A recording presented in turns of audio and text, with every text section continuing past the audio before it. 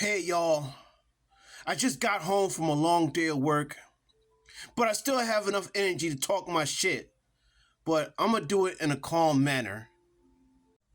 Honestly, I'm still pissed off that the Supreme Court has dismantled the Voting Rights Act, an act that protected the voters of color from racial discrimination dating back to 1965. I swear to God, President Bubbleguts has got the Supreme Court right between the crack of his ass. But these black MAGA sellouts don't give a shit because the civil rights movement was a hindrance to them.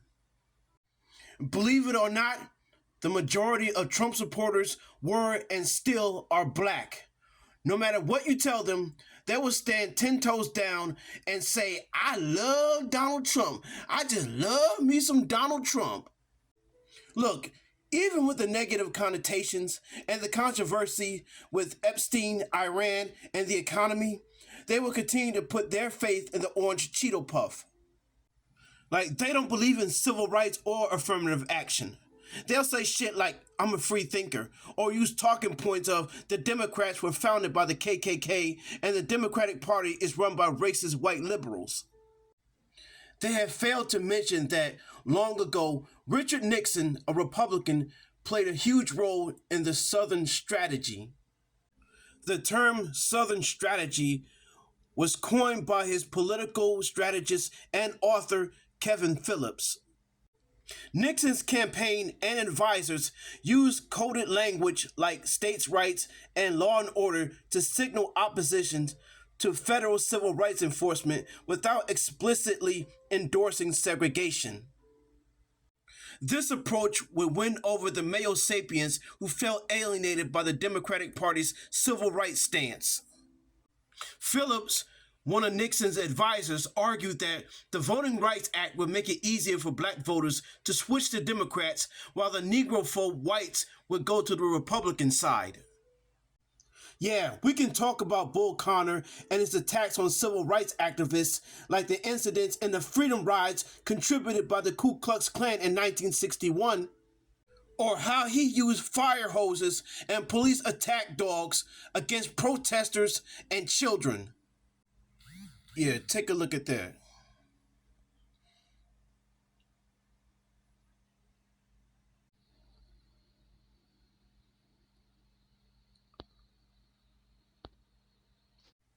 Whether they want to admit it or not, all of their attacks helped shape the Civil Rights Act. But these so-called black conservatives don't give 1 ounce of fuck about civil rights because to them, it's all a Democratic hoax. It's all a hoax. They truly believe that siding with the MAGA mutants and aligning themselves with their beliefs would keep them out of danger.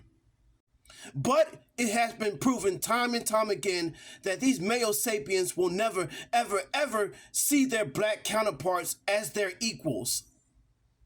It's like no matter how hard they try, it will never register that black MAGA will never be given preferential treatment like a Nick Fuentes or a Ben Shapiro.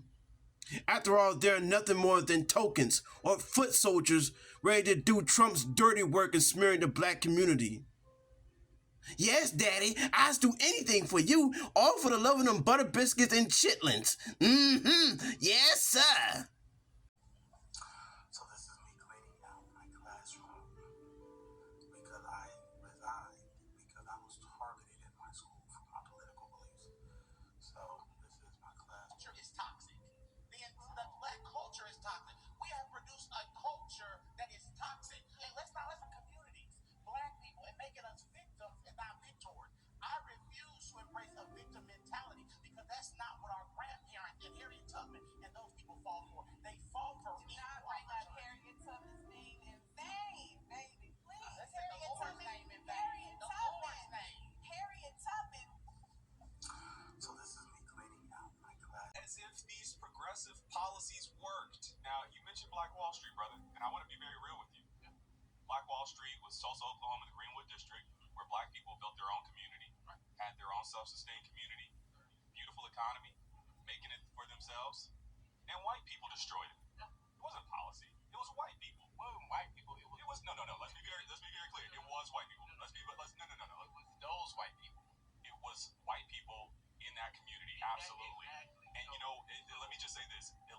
Arkansas, Rosewood in Florida, Atlanta, Georgia, the Sweet Auburn District, North Nashville and Nashville, Tennessee.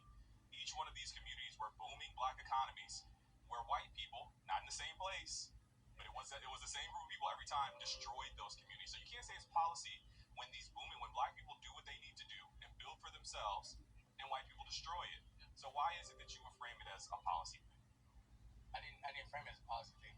We can rewind it. You said it was white people. You mentioned. I said it wasn't white people, it was those white people. And the reason why I'm saying that is because now we're trying to categorize all white people as evil. No. And what I'm trying to say is, back then, because a lot of people don't know this, I'm going to put this on record, Black Wall Street rebuilt themselves after that. The Negroes voting Democrat for the next 200 years, but all those policies have not done what they promised. Would you agree? I would not agree. So you think we're better off as black people now than we were before LBJ passed those policies?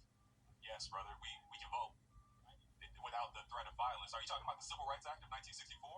Is that what you're describing as a negative thing? I'm not saying the Civil Rights Act of 1964 was. I'm talking about. That's LBJ. I just want to be clear. That's LBJ who you said, were we better off before LBJ? LBJ signed the Civil Rights Act of 1964. I'm talking about the war on poverty. I just want to answer that one. I want to answer that specifically. Even back then, we still had our families together. Communities were stronger back then. I'd rather deal with the dangerous freedom of not knowing and controlling people with policies as much as possible versus the peaceful slavery of being married and tied to the government